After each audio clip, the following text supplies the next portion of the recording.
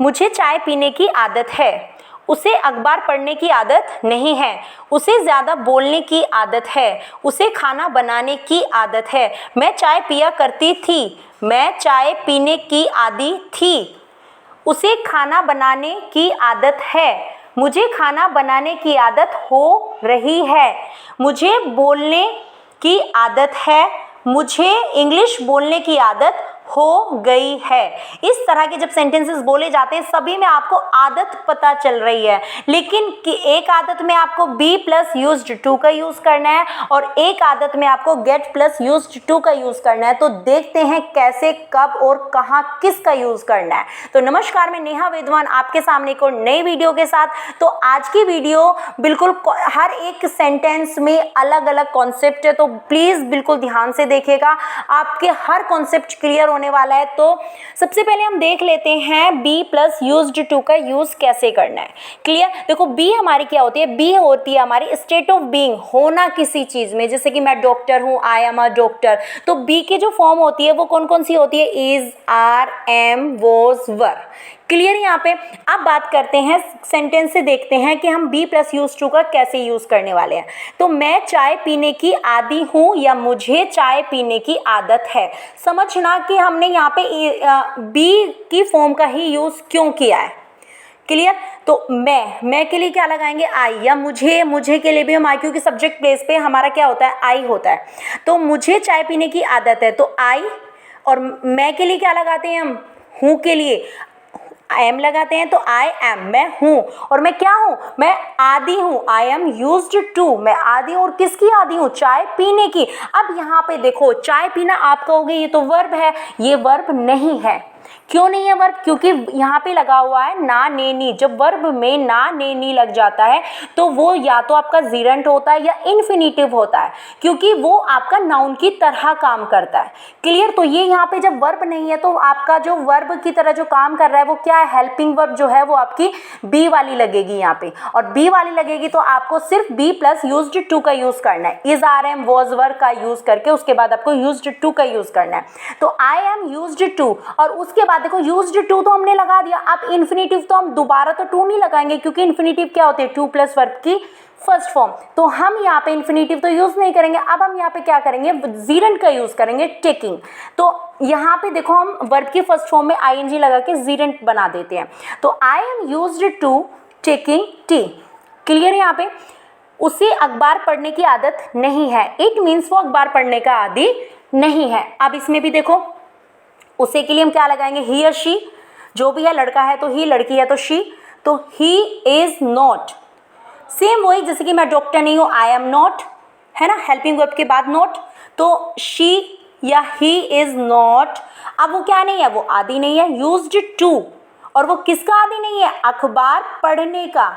Clear? इसमें भी ना नहीं आ गया ना, वर्ब में पढ़ना, ये हमारा अब यहाँ पे क्या नाउन की तरह काम करेगा, इट मीन जीरन की तरह हमें यहाँ पे बनाना होगा। He is not used to reading, और क्या, न्यूज़पेपर। क्लियर? समझ आ रहा होगा। उसे ज़्यादा बोलने की आदत है। यहाँ पे भी देखो बोलने में क्या लग रहा है, ना नहीं, इट मीन्स ये हमारी वर्ब नहीं है। तो वर्ब कहाँ है हमारी, है के लिए हम बी फॉर्म का यूज करेंगे। तो ही इज, वह है, वो क्या है, यूज्ड टू, आदि है। वो किसका आदि है, वो बोलने का आदि है, स्पीकिंग मच, वो ज्यादा बोलने का आदि है। समझ आ गया? उसे खाना बनाने की आदत है या खाना बनाने की आदि है। तो शी इज, वह है, वो क्या है, आदि है, यूज्ड टू।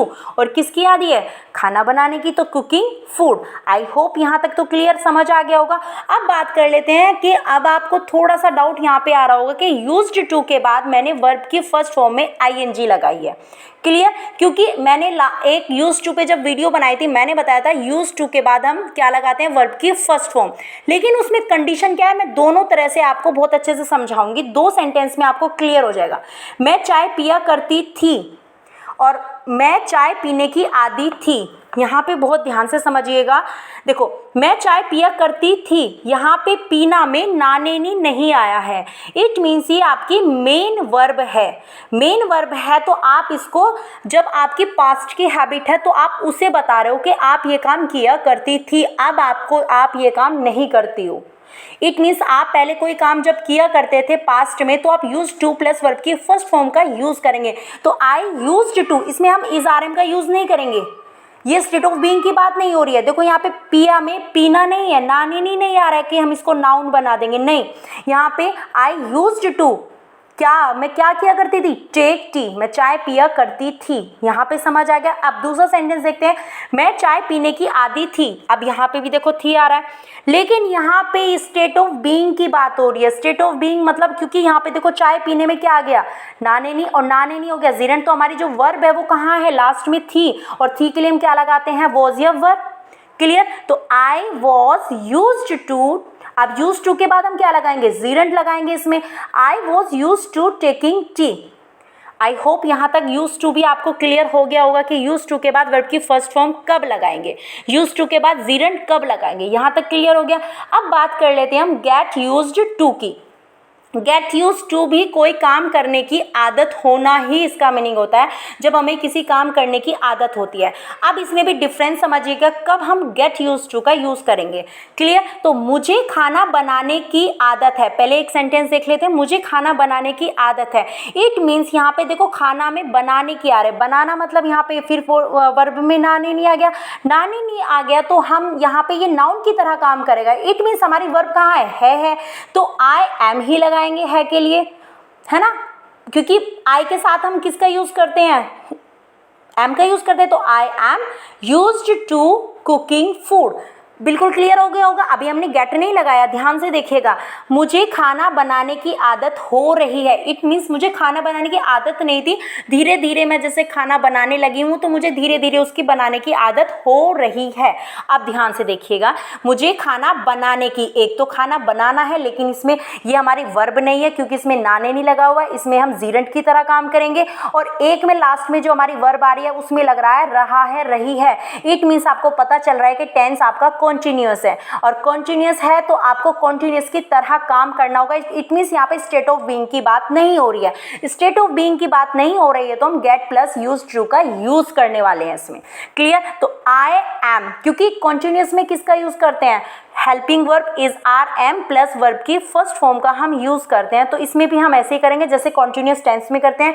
तो आई एम के बाद क्या लगाएंगे, वर्ब की फर्स्ट फॉर्म में आई एन जी। यहाँ पे गेट क्या है, वर्ब की फर्स्ट फॉर्म, और तो गेट में क्या लगा देंगे, आई एन जी। तो I am getting used to, तो मैं आदी हो रही हूँ, और किस चीज की, कुकिंग। देखो खाना बनाने में वही एज इट इज, जैसे कि हमने जीरेंट का यूज किया है सेम ऐसे ही करेंगे। तो cooking food. Clear. I am getting used to cooking food. समझ आ गया होगा यहाँ तक। मुझे इंग्लिश बोलने की आदत है, ध्यान से समझना। अभी यहाँ पे स्टेट ऑफ बीइंग की बात हो रही है कि मुझे इंग्लिश बोलने की आदत है। इट मीन्स मैं इंग्लिश बोलने की आदी हूँ, मैं हूँ। अब इंग्लिश बोलना ये तो नाउन की तरह काम करेगा क्योंकि नाने नहीं आ रहा है, देखो। ठीक है। तो आई एम, मैं हूँ, आई एम यूज्ड टू, जीरेंट की तरह काम करेंगे। यहाँ पे इस बोलने के लिए हम क्या लगाएंगे, gerund, speaking English. I am used to speaking English. इसी तरह से देखो यहाँ में be plus verb, be plus used to का यूज किया। नेक्स्ट देखते हैं, मुझे इंग्लिश बोलने की आदत हो गई है। इट मीन्स जैसे जैसे मैं प्रैक्टिस करती जा रही हूँ, मुझे इंग्लिश की, पहले मुझे इंग्लिश की बोलने की आदत नहीं थी, लेकिन जब जैसे मैं प्रैक्टिस कर रही हूँ तो मुझे उसकी आदत हो गई है।